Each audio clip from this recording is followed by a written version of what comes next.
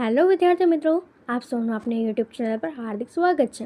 તો આજે તમારા માટે લઈને આવી ગઈ છું ધોરણ 8 વિષય ગણિત પાઠ 7 રાશિઓની તુલના સ્વાધ્યાય 7.3ના તમામ પ્રશ્નોના ઉત્તરોની સમજૂતી, તે પણ આપણી ગણિતની નવી બુક પ્રમાણે.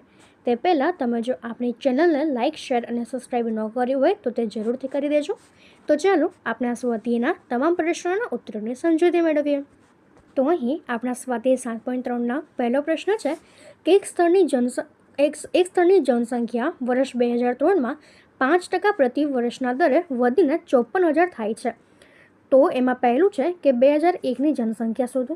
તો આપણે લખીએ કે ધારો કે 2001ની જનસંખ્યા x છે, તો માટે 2003માં જનસંખ્યા 54,000 થાય છે. તો એ બરાબર p કૌંસમાં 1 + r/100 એની n ઘાત. તો માટે આપણે લખી શકીએ કે 54,000 બરાબર p એટલે x વત્તા 1, r આપણને આપ્યો છે 5/100 અને n આપણો 2 વર્ષ. તો માટે એનો જે આપણે સાદુરૂપ આપીએ તો 54,000 બરાબર x કૌંસમાં 1.05 આખાનો વર્ગ. તો આપણને x જે છે એ મળશે કે 48,979.59. તો માટે આમ જે 2001ની જનસંખ્યા છે એ 48,980 થશે. એવી જ રીતે આમાં આપણો બીજો પ્રશ્ન પૂછ્યો છે કે 2005માં જનસંખ્યા શું હશે. તો આપણે લખીએ કે ધારો કે 2001ની જનસંખ્યા x છે, તો 2003માં જનસંખ્યા 54,000 થાય છે. તો x બરાબર p કૌંસમાં 1 + r/100ની n ઘાત. તો આપણે લખી શકીએ કે p બરાબર 54,000, 1 r એટલે 5 અને n એ 2 છે. તો માટે x બરાબર 54,000 કૌંસમાં 1.05 આખાનો વર્ગ. તો માટે તે આપણી પાસે થશે કે x બરાબર 59,535. તો માટે 2005ની જનસંખ્યા એ 59,535 થશે.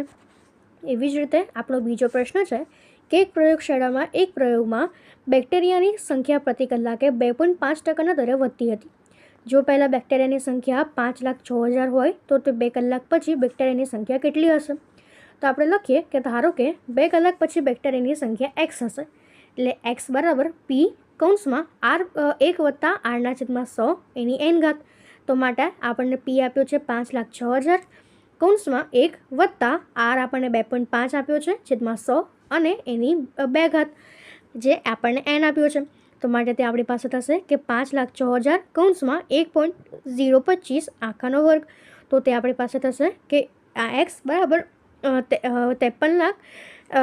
5,31,616.25.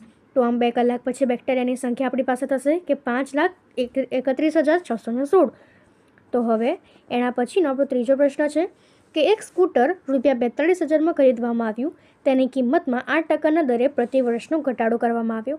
તો એક વર્ષના અંતે તેની કિંમત શોધો.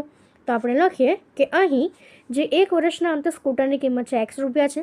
સ્કૂટરની કિંમતમાં થતો ઘટાડો p/r/100.